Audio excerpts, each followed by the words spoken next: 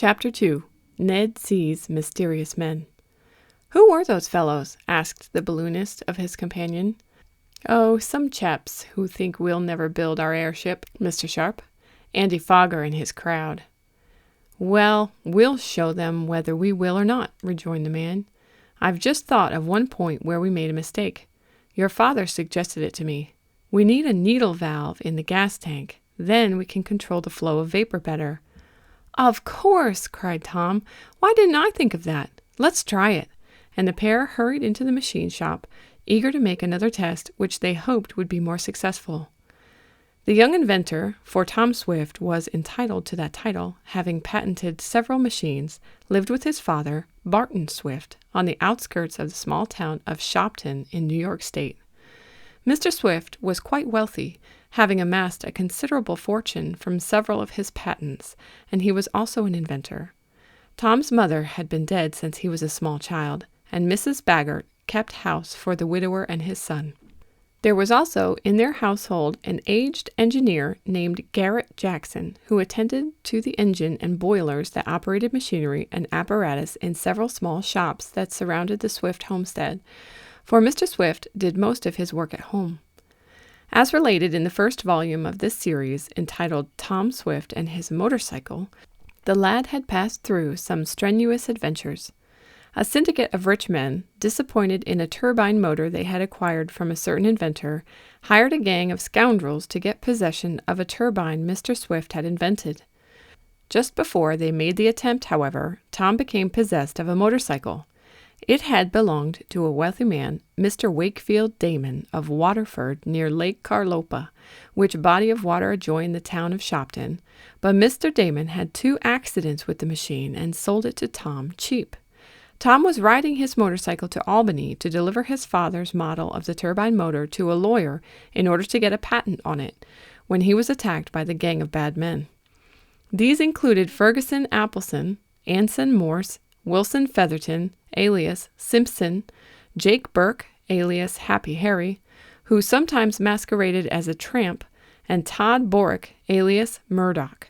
These men knocked Tom unconscious, stole the valuable model and some papers, and carried the youth away in their automobile. Later, the young inventor, following a clue given him by Eradicate Sampson, an aged colored man who, with his mule, Boomerang, went about the country doing odd jobs, got on the trail of the thieves in a deserted mansion in the woods at the upper end of the lake. Our hero, with the aid of Mr. Damon and some friends of the latter, raided the old house, but the men escaped. In the second book of the series, called Tom Swift and His Motorboat, there was related the doings of the lad, his father, and his chum, Ned Newton, on Lake Carlopa. Tom bought at auction a motorboat the thieves had stolen and damaged, and, fixing it up, made a speedy craft of it. So speedy, in fact, that it beat the racing boat Red Streak, owned by Andy Fogger. But Tom did more than race in his boat. He took his father on a tour for his health, and, during Mr. Swift's absence from home, the gang of bad men stole some of the inventor's machinery. Tom set out after them in his motorboat, but the scoundrels even managed to steal that, hoping to get possession of a peculiar and mysterious treasure in it, and Tom had considerable trouble. Among other things he did when he had his craft was to aid a Miss Mary Nestor, who, in her cousin's small boat, the Dot, was having trouble with the engine, and you shall hear more of Miss Nestor presently, for she and Tom became quite friendly. Events so shaped themselves that Andy Fogger was glad to loan Tom the Red Streak in which to search for the stolen arrow, and it was in the latter craft that Tom, his father, and Ned Newton had a most thrilling adventure. They were on their way down the lake when, in the air overhead, they saw a balloon on fire with a man clinging to the trapeze. They managed to save the fellow's life after a strenuous endeavor. The balloonist, John Sharp, was destined to play quite a part in Tom's life.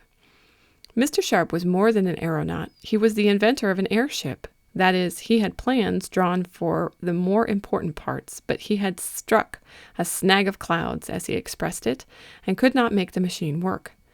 His falling in with Mr. Swift and his son seemed providential, for Tom and his father were at once interested in the project for navigating the upper air. They began a study of Mr. Sharp's plans, and the balloonist was now in a fair way to have the difficulty solved. His airship was primarily an airplane, but with a sustaining aluminum container shaped like a cigar and filled with a secret gas made partly of hydrogen, being very light and powerful.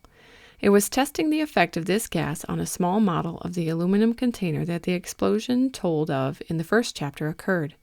In fact, it was only one of several explosions, but as Tom said, all the while they were eliminating certain difficulties. Until now, the airship seemed almost a finished thing. But a few more details remained to be worked out, and Mr. Swift and his son felt that they could master these. So it was with a feeling of no little elation that the young inventor followed Mr. Sharp into the shop. The balloonist, it may be explained, had been invited to live with the Swifts pending the completion of the airship. "Do you think we'll get it on the right track if we put the needle valve in?"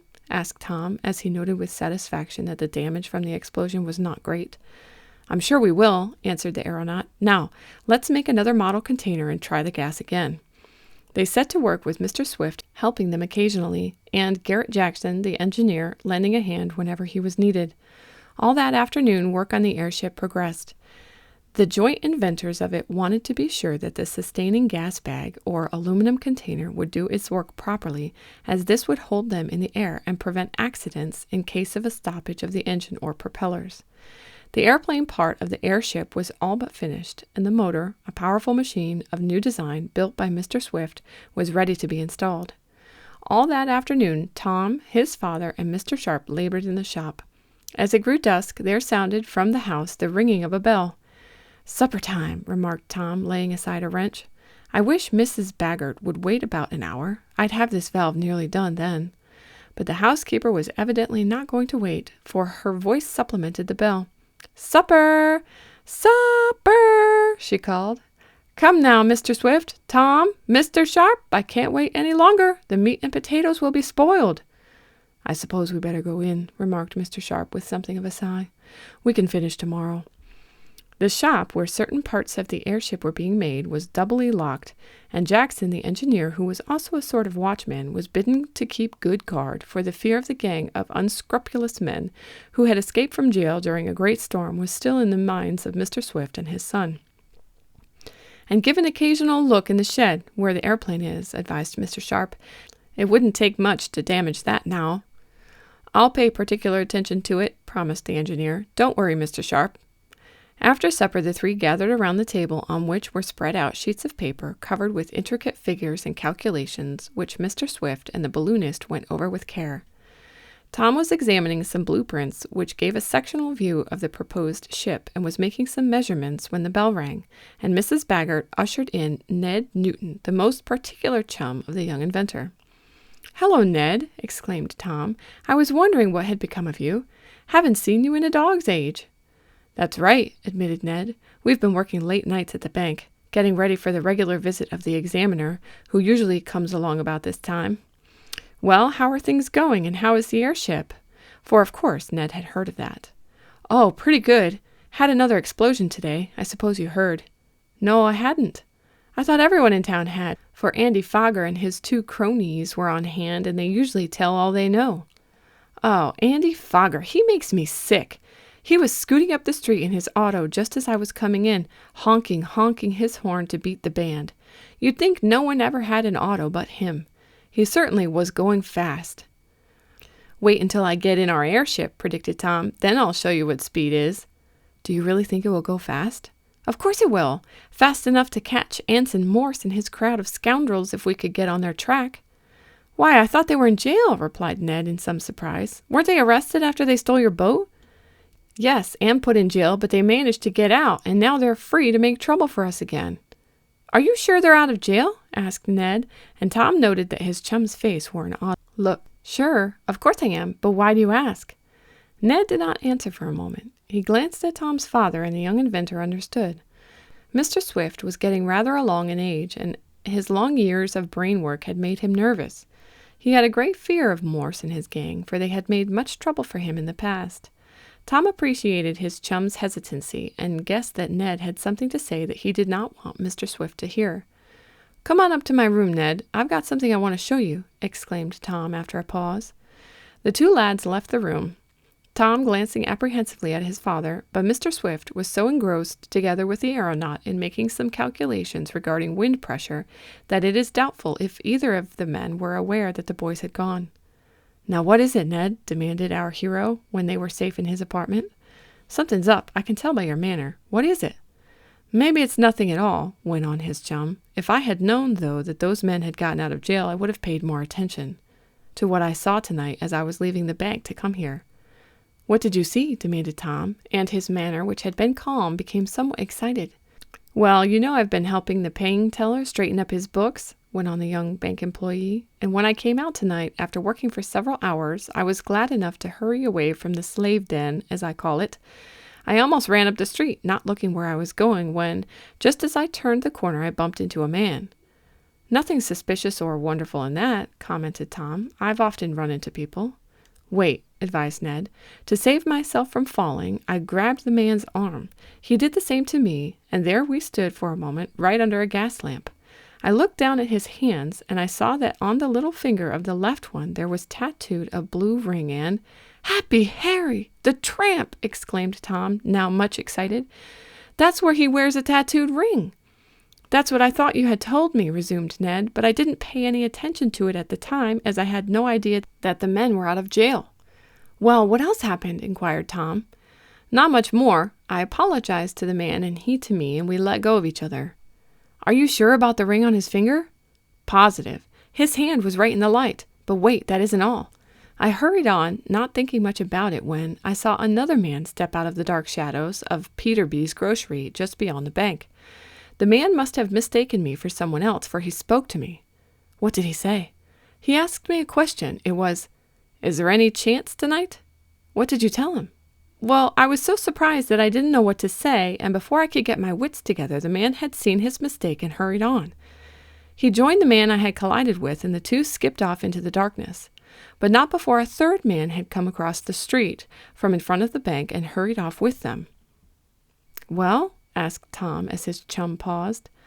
"I don't know what to think," resumed Ned. "These men were certainly acting suspiciously, and now that you tell me the Anson Morse gang is not locked up, well, it makes me feel that these men must be some of their crowd." "Of course they are," declared Tom positively. "The blue ring proves it." "I wouldn't go so far as to say that," declared Ned. "The man certainly had a blue ring tattooed on his finger, the same finger where you say Happy Harry had his. But what would the men be doing in this neighborhood? They certainly have had a lesson not to meddle with any of your things." "No, I don't believe they are after any of Dad's inventions this time, but I tell you what I do believe." "What?" "Those men are planning to rob the Shopton Bank, Ned, and I advise you to notify the officers. That Morse gang is one of the worst in the country." And Tom, much excited, began to pace the room, while Ned, who had not dreamed of such an outcome to his narrative, looked startled.